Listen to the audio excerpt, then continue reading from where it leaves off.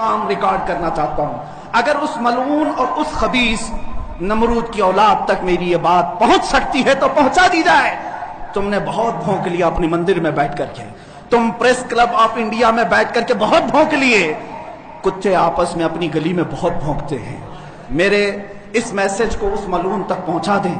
اگر ذرا برابر بھی دم خم ہے تمہارے اندر, تمہاری ماں نے اگر دودھ پلایا ہے تم کو, تو اب میں مناظرے کا چیلنج نہیں دے رہا ہوں, ڈیبیٹ بھی نہیں کروں گا, بات چیت بھی نہیں کروں گا. آؤ میں اعلان کرتا ہوں, 8 دن کے اندر تم دلی پہنچو, کسی میدان میں پہنچو, اپنی ساری مقدس کتابیں لے کر کے آؤ. انشاءاللہ العزیز یہ فقیر قرآن پاک لے کر حاضر ہوگا. ہم آئیں گے, تم اپنے سارے گرو گھنٹالوں کو لے کر جمع ہو جاؤ. میں مناظرے کا چیلنج نہیں دے رہا ہوں, توجہ چاہتا ہوں. میں ڈیبیٹ کرنے کی بات ہی نہیں کر رہا ہوں. یہ نیوز اینکر جتنے دجالی میڈیا وہ بھی سن لیں, اپنے ڈیسک پر بیٹھ کر کے ٹٹو لوگوں کو لڑاتے رہتے وہ بھی سن لیں. قرآن, اسلام, رسول کی ذات پر حملے کرانے کے لیے زرخرید لوگوں کو بٹھاتے, وہ بھی سارے نیوز اینکر, یہ پنڈت سب جمع ہو جائے میدان میں. یہ فقیر قادری حاضر ہوگا. ایک بڑی آگ جلائی جائے, آگ لگائی جائے. میں اس سے کہتا ہوں میں بھی آگ میں داخل ہوں گا, تو بھی آگ میں داخل ہو جا. جو سلامت رہے گا اس کا دین حق پہچانا جائے گا.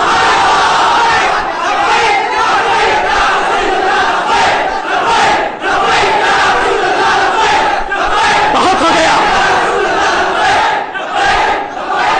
میں مسلمانوں, بہت ہو گیا احتجاج, بہت ہو گئے پروٹیسٹ, بہت ہو گئے ان سے مطالبے کرنا کہ اس کو گرفتار کرو, اس کا سر چاہیے. آؤ آج آر پار کی بات کر لیتے ہیں. زمانہ گزر گیا, 800 سال ہو گئے. سرکار غریب نواز کو بھی یہی چیلنج کیا گیا تھا.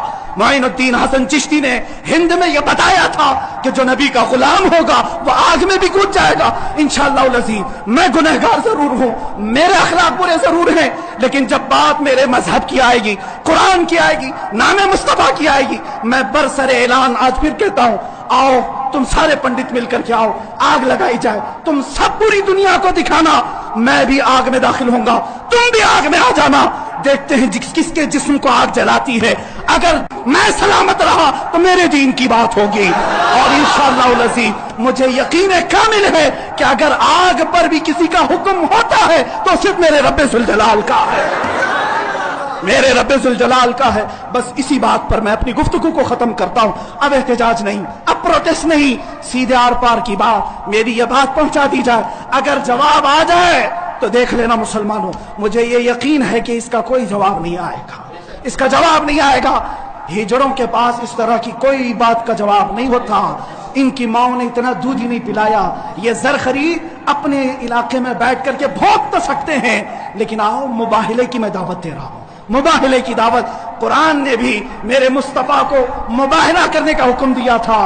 جب عیسائیوں نے بہت باتیں کی تو رب تعالیٰ نے فرمایا, اے رسول فقل تعالوا ندعو ابناءنا وابناءکم ونساءنا ونساءکم وانفسنا وانفسکم ثم نبتہل فنجعل لعنت اللہ علی الکاذبین. اے رسول ان کو بلا لیں, آپ اپنے بیٹے بیٹیوں کو لے کر کے آئیں, اپنی عورتوں کو لے کر کے آئیں, اور خود جائیں اور ان سے بھی کہیں کہ تم بھی اپنے بیٹے بیٹیاں لے آؤ, اپنی عورتیں لے آؤ.